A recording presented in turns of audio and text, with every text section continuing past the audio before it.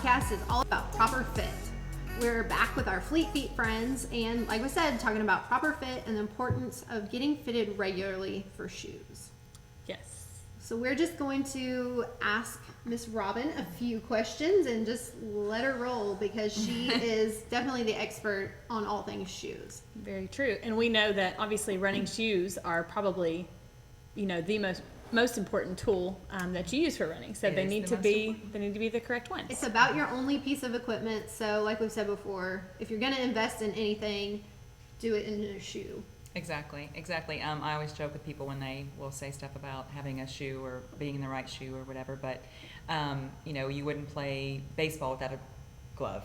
So it's kind of the same idea. Right. You can't play golf without clubs. Exactly. So with the sport, you've got to have a good one. At least 10 to 13 pairs. At least 10 to 13. Yes. Absolutely. Don't ever look in my closet. Yeah.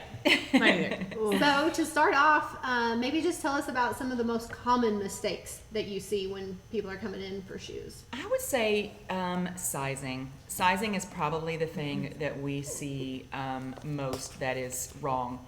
A lot of people wear their shoes way too small. I don't know what it is, but a lot of men will wear their shoes too small. But with women, we go through so many changes from the time that we're adults all the way through everything, gaining weight, losing weight, babies. And our foot size does change about every 5 years, and it's not necessarily growing as much as it is gravity pulling us down and spreading it out, and those bones are just they're just spreading out. So a lot of the time, gravity. Yes, exactly. It ruins everything. It does. I'm glad it holds me down, but That's about it. yeah. So we see a lot of improper sizing. People that will lose toenails or are having bunion issues. Is a lot of it because it's not the right size shoe for them. So kind of in that, what are some of like the telltale signs that your shoe is not the right fit? Like you said, obviously the toenails. A toenail is a big one. People who have tingling in their toes. Okay. Sometimes that's just it being tied too tight. Sometimes it's the fact that it's not wide enough. Tingling, toenails, even just pain, and sometimes in the ball of your foot can even just be the sizing. I think you even told Nikki the other day when her shoes were laced up, it was kind of like pulling at the toe area, and you said that was a sign, I think, that it was too small. It's bad. I can now tell saw when it someone immediately. comes in the door if their shoe is too small, just by the way the shoe behaves. That's impressive. Which is kind of silly, but I notice it now. It's true. Why do you think I feel like people tend to resist wanting to go up a half size or a full size? Like I know I get a full size bigger in my running shoes. I think it falls into like just the same as we are with society and women is that is not my shoe size. yes, I'm a 7. I've been a 7 my entire life. You know what I mean? Like I'll get comments like that, and I'm like, well, today that changes. You're an 8 today. You're a 9. And I'm like, if you have friends that look inside your shoe, you need new friends. Yeah. You know what I mean? Like. Are they looking in the tongue of your shoe to see what size it is? Are they? And people are obsessed. I find I hear so many people will look down at their shoe. I'm like, well, it looks so big, but how many people are looking down at your shoe? You're the only one that only can you. do that. And why is that bothering you? Yeah, they do. Yeah. Women really get hung Girls, up on shoe size, and I don't know why. It's silly. My favorite is when they'll say something and it will be a size smaller than I'm wearing. Right. When they're very offended by the size, and I'm like, well, you see. I got these big skis over here, so it's funny. Yeah, that's silly. So what are some things that people can do to ensure that they have the right fit and to make sure that they have the right size and the right style of shoe? Gotcha. Well, that's part of the thing I think we talked about last time is that we have a 3D scanner here. It's called the Fit ID. It's amazing. It will... you stand on a scanner that will literally give me every dimension of your foot. I get the exact length of it. That's your foot size, not your shoe size. I get the exact length of it. I get your arch height. I get your instep height. I get the width of your heels. I get the length from the ball of your foot to the end of your toe. I literally get every, the width, the height, everything. So from there, I'm able to match you to shoes. So do you suggest, is that the best place to start is to come in and get fitted? Is that priority number one. Yeah, I think that's the best thing that you can do, just because, like we said, what your feet were when you were in 7th grade are not the same size as your feet are now. Right. Especially if you've had a baby or had significant weight loss or gain, Exactly. So we do get a lot of people who just assume that if a friend or a sister or whatever is in a certain shoe, that would be the shoe that they should wear. And I will usually say to them, did you bring your sister's feet today? Because we are all so different. And what's comfortable to me and what's comfortable to you could be completely different things. We have high arches, we have low arches, we have different we have different gaits. We have different things that really go into what would be a where to start with a shoe fit. Right.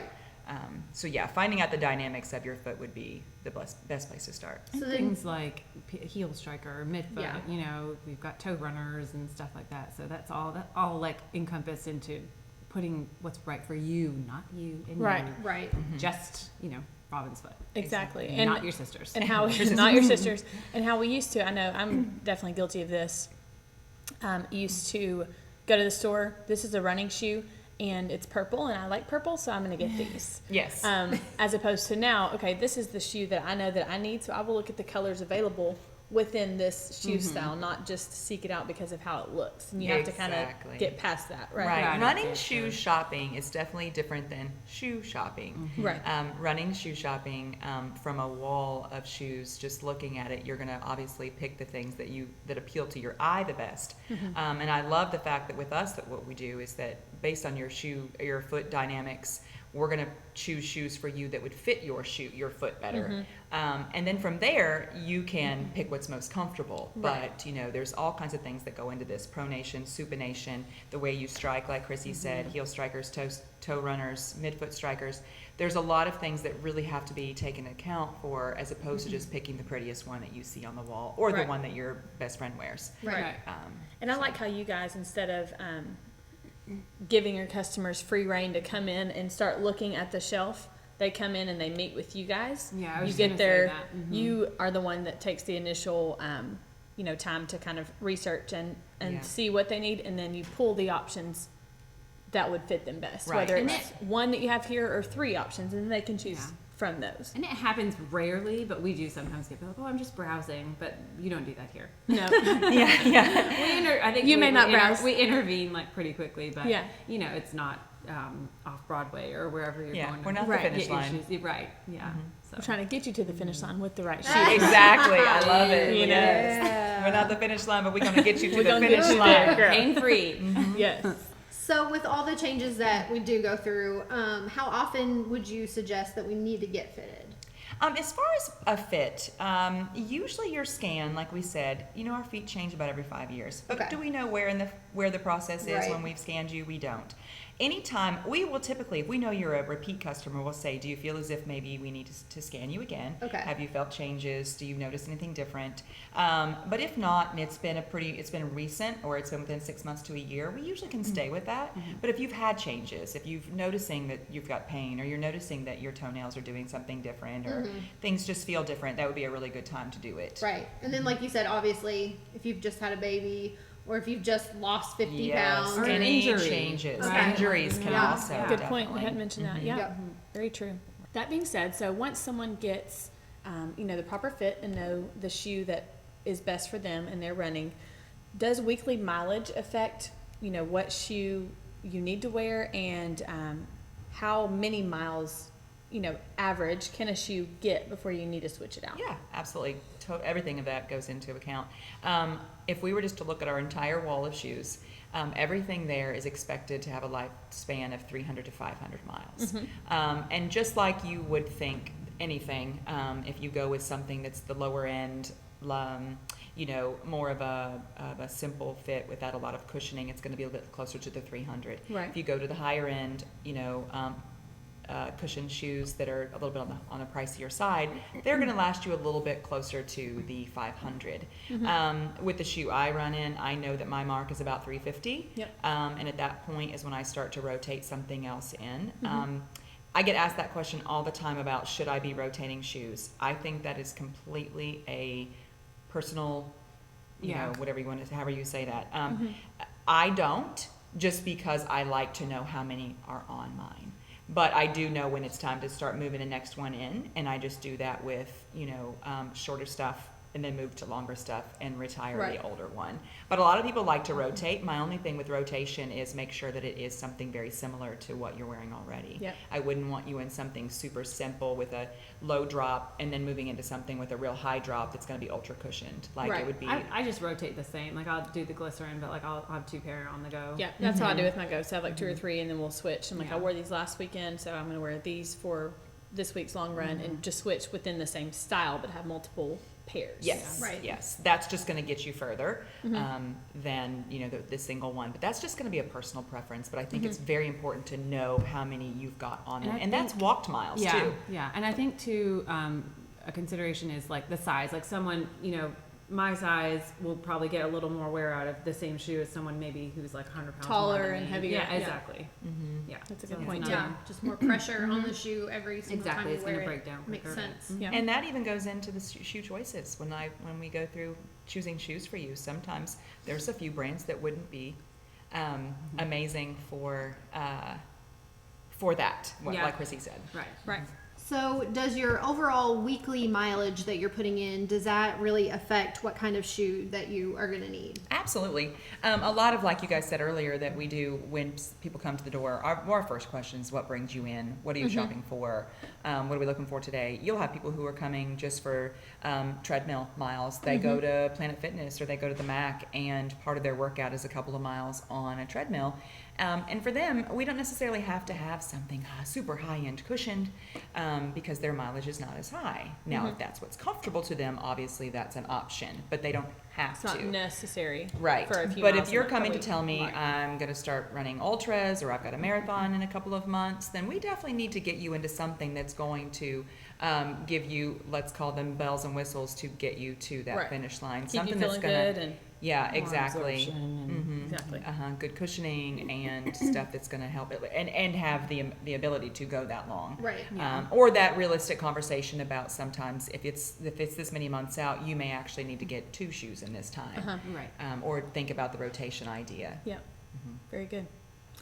So if someone is, our listeners, we try to be relatable. That's our goal here. So we have people that are running a few miles on the treadmill, or maybe running 5 to 10 miles a week, or, they are seasoned marathoners who are running several, up in the high 20s, 30s, 40 miles per week. So there is a difference, I'm sure, in kind of what they need and what fits best for them. But you should also be able to tell, if your legs are feeling fatigued during a long run, that's a telltale sign that maybe you need to freshen up the shoe selection.